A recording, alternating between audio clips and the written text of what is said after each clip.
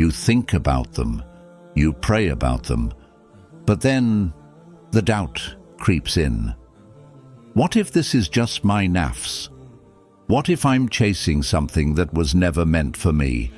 Have you ever felt drawn to someone, but deep down wondered, is this from Allah, or is it just my own desires? It's a question many hearts whisper in silence. So today, let's talk about 5 clear signs your feelings are a gift, not a test. 1. You feel closer to Allah, not farther.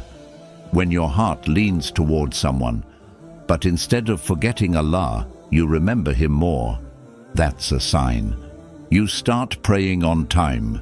You make more dua. You guard your eyes. Why? Because this feeling doesn't pull you down. It lifts your soul. And love that leads you back to your Creator isn't from your nafs. 2. You respect them more than you desire them.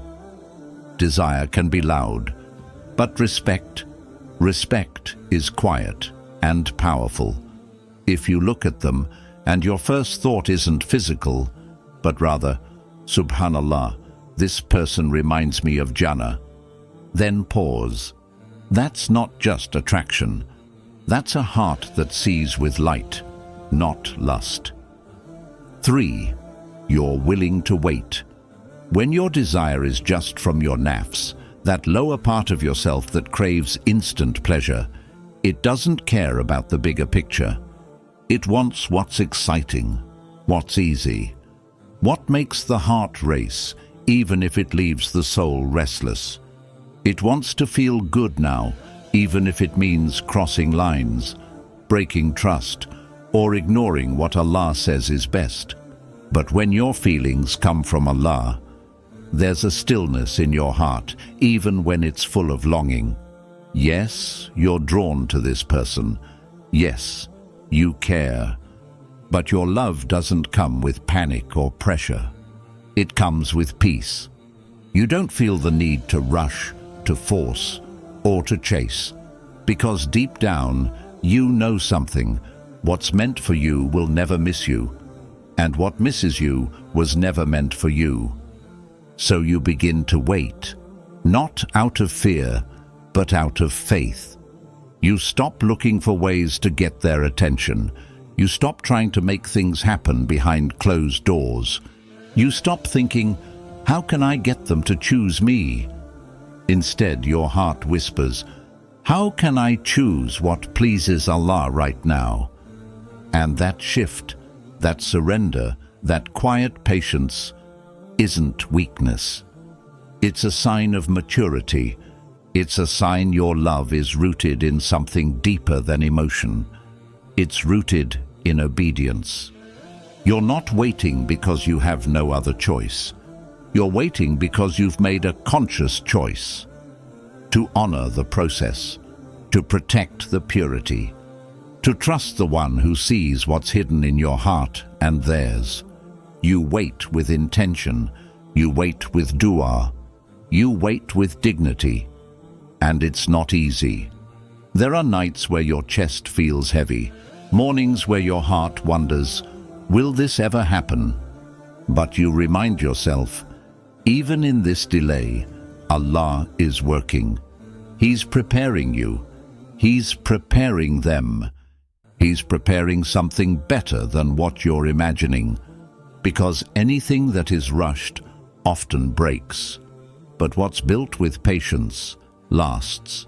And while your nafs tells you, take the shortcut, your soul replies, I'd rather take the scenic route if it leads to Jannah. Because love that skips steps might be exciting, but love that honors Allah, that's eternal. So you hold yourself back, not out of coldness, but out of care. You protect your peace. You protect your prayers. You protect them from becoming a test when you want them to be a blessing. And in that choice, in that self-control, in that quiet devotion, you shine. because you're no longer led by desperation.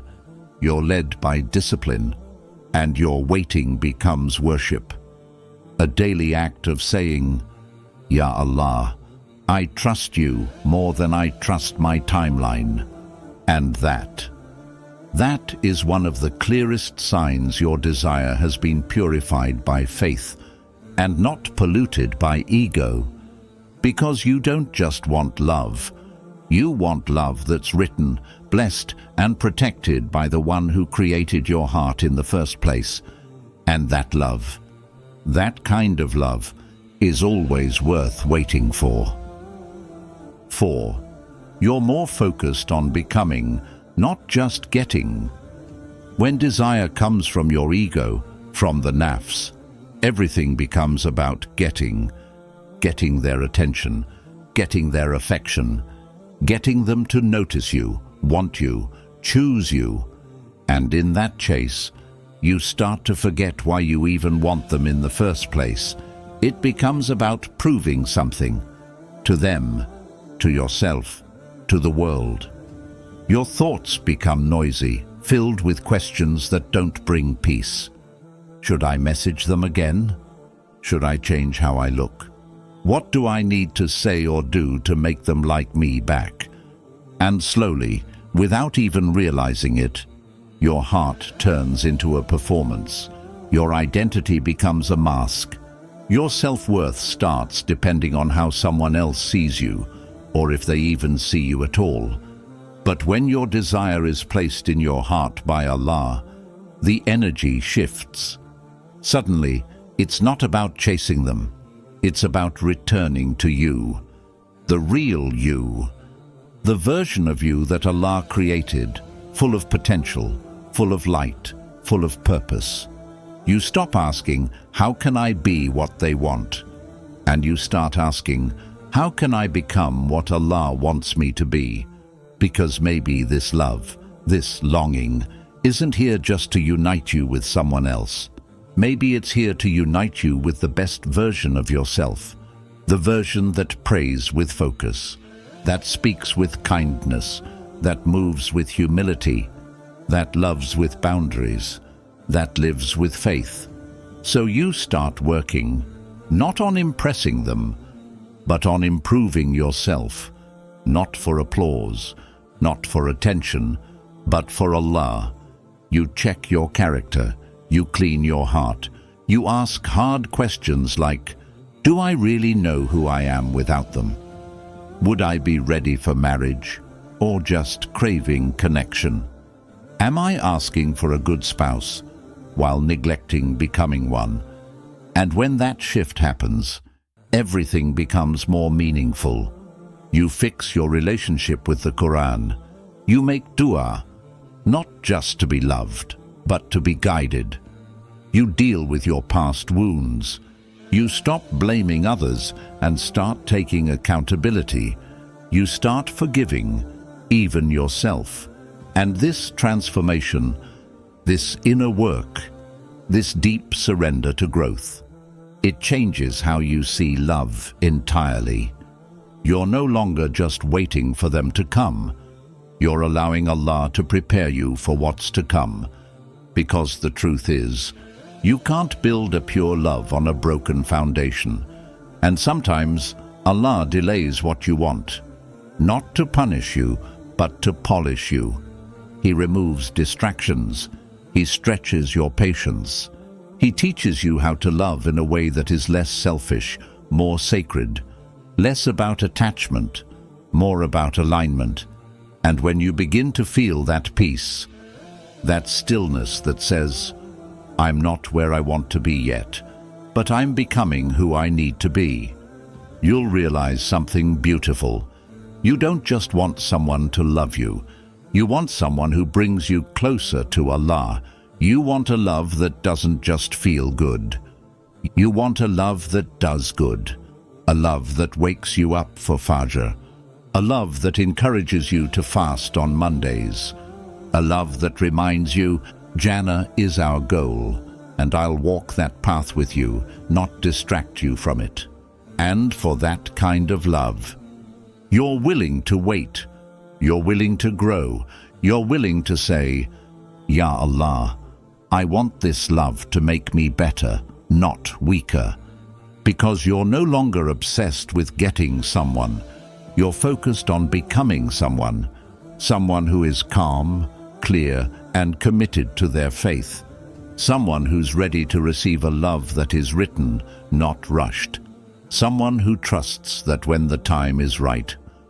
Allah won't just bring you someone, He'll bring you the right one. When you're ready. When it's time. And when your heart is no longer looking to be filled by a person, but already filled by your Lord. And that's when you'll know this love was never just about them. It was about you becoming. It was about you returning. It was about you coming closer to Allah through the language of love. 5. You pray for their goodness, even if it's not with you. This is where love becomes something more than a feeling, more than longing, more than dreams. This is where love transforms into an act of worship. Because when your love for someone is from the lower self, from your nafs, it's easy to get attached to the outcome. You cling to what you want. You pray with a hidden condition, Ya Allah, give me this, or I'll be broken. And sometimes, without meaning to, your dua becomes a demand. Your love becomes a transaction, and your heart becomes restless, constantly waiting to receive, not realizing that maybe this love was never meant to be kept. But when your love is from Allah, something deeper awakens in you. You start to realize, this person is not mine to own. They are a soul, just like me, created by Allah, guided by Him, written by Him. And the more you love them, the more you start loving what's best for them, even if that best isn't you. That's when your dua changes, not out of weakness, but out of wisdom. You stop saying, Ya Allah, make them mine at all costs. And you start whispering with sincerity, Ya Allah, if this person is written for me, then bring us together in a way that is beautiful, blessed, and halal. But if they are not, then give them peace, give them light, and protect their heart, even if that peace is found far away from me. That kind of love doesn't come from infatuation. It comes from Iman, from knowing that you love someone, but you love Allah more, and you trust Him to write the best story, even if it looks nothing like the one you imagined. That shift, that's not easy. It takes tears. It takes struggle. It takes laying your heart on the prayer mat and saying, Ya Allah, I surrender this to you, because I trust that your no is never rejection, just redirection. And yes, some days your heart will ache. You'll see them happy without you. You'll hear their name and feel that sting in your chest. You'll wonder, why did I feel so much if it was never meant to be? But slowly, you begin to see that love didn't come to break you. It came to build you.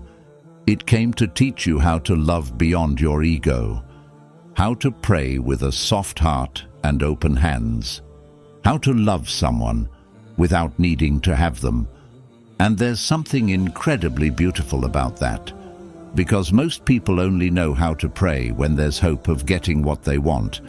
But when you reach the point of praying for someone's goodness, even if that goodness doesn't include you, you've reached a rare kind of love, a selfless love, a love that's rooted in taqwa, not possession, a love that proves this was never about just being together.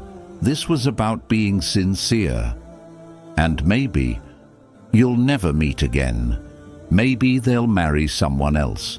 Maybe your paths will never cross again in this world. But somewhere in the unseen, your dua still touches them. Your prayer still opens doors in their life. Your care, your sincerity, it still reaches them in ways they'll never know. And maybe that was your purpose, not to be the love of their life, but the love that quietly prayed for their soul when they needed it most. Not to stand beside them, but to stand behind them in prayer, even when they were gone. And that's not a loss. That's legacy. That's love, matured by faith and freed from attachment. So if you've ever loved like that, and walked away with trembling hands and tearful eyes, don't ever think you failed. You did something rare. You loved for Allah's sake. You chose dua over desperation. You chose grace over control. You chose His will over your own wish. And Allah saw that. Every prayer, every tear, every time you held your tongue instead of confessing your feelings. Every night you whispered their name into a prayer instead of a message. He saw it all, and He never lets love like that go to waste. Because even if they weren't meant to stay, they still led you closer to Him, and that means they fulfilled their purpose in your life. Not as a partner, but as a path. A path that didn't lead you to a person, but to peace. A path that didn't end with happily ever after, but with something even better. Alhamdulillah, I loved, I let go, I grew, and I found my Lord through it all. Love is a test, but sometimes it's more than that. Sometimes it's not the storm that shakes your heart. It's the light that quietly enters it. Sometimes love isn't here to distract you. It's here to direct you, because Allah doesn't always wake us up with hardship. Sometimes He wakes us up with love, with longing, with a feeling that reaches deep into your soul and whispers, "There is something more for you, but you must come back to me first." Not every emotion is a trap. Not every connection is a mistake. Sometimes the connection is the key, the invitation, the beginning of a new chapter in your faith. Because here's the truth. Some people are not sent to stay. They're sent to shift something inside of you. They are mirrors, not destinations. And when you look into that mirror, you start to see the parts of yourself you've been ignoring. The parts that crave attention more than connection. The parts that want love but aren't ready to protect it. The parts that claim to trust Allah but still grip tightly to what He hasn't written yet. And when love comes with that kind of clarity, you realize it's not always about them. It's about you and Him. You begin to ask yourself, who am I becoming in this love? Is my heart becoming softer or harder? Am I growing closer to who I'm meant to be, or further from who I was created to worship? Because when love is from your nafs, it rushes, it clings, it wants to be fed.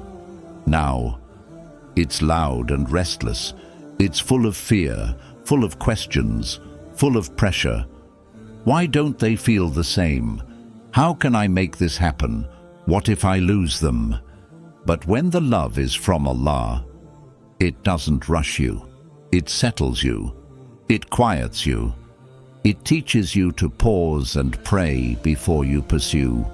It teaches you to surrender, not chase. To purify, not possess. You no longer say, "Ya Allah, give me this person no matter what." You say, "Ya Allah, guide me to what is best, even if it's not what I want right now." And that kind of surrender, that love that bows instead of begs, it begins to heal you, even in the longing, even in the silence, even in the ache. Because now your dua isn't about control, it's about closeness. You find yourself crying, not because they walked away, but because you feel your heart returning to its Lord. And suddenly, that feels more important than any reply, any message, any outcome. Sometimes, Allah doesn't give you the relationship. He gives you the feeling, so that through it, you repair your relationship with Him, because that love, even if unspoken, even if unreturned, became a door, a sacred one. The kind that doesn't lead to someone else's heart, but back to your own, back to your fitrah, back to your soul's original state, pure, surrendered, devoted. And that's not something to be ashamed of. That's something to be grateful for. Because love that brings you to sajda is never a waste. Tears that fall in prayer are never weakness. Yearning that brings you closer to Allah is not a failure. It's a gift. A painful one maybe, but still a gift. So if today you're holding love in your heart and you don't know where it will lead, start by asking this: what is this love doing to my soul?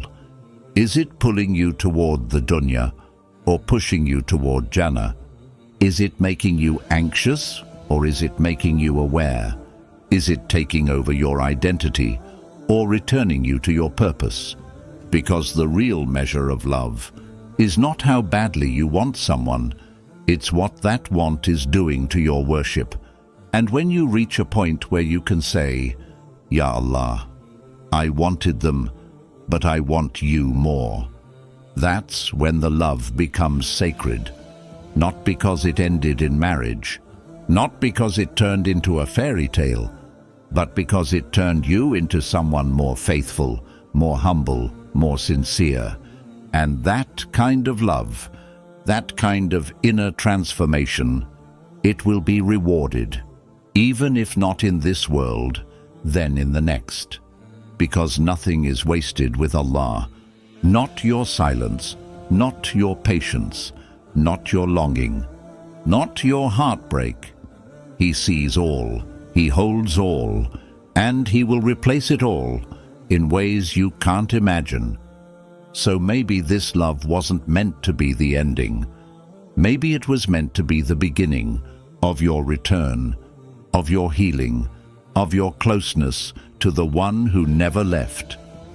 And that is not just a test. It's mercy. It's awakening. It's a divine reminder that sometimes the greatest love story is not between two people, but between a servant and their Lord. May Allah guide our hearts, not just to love, but to a love that lifts us closer to Him, a love that purifies, not poisons, that steadies our soul instead of stirring our doubts. May He grant us a love that begins in dua and ends in Jannah, a love that teaches us sabr before it brings us sweetness, that calls us to prayer before it calls us to passion, that doesn't distract us from our path, but deepens our walk toward Him.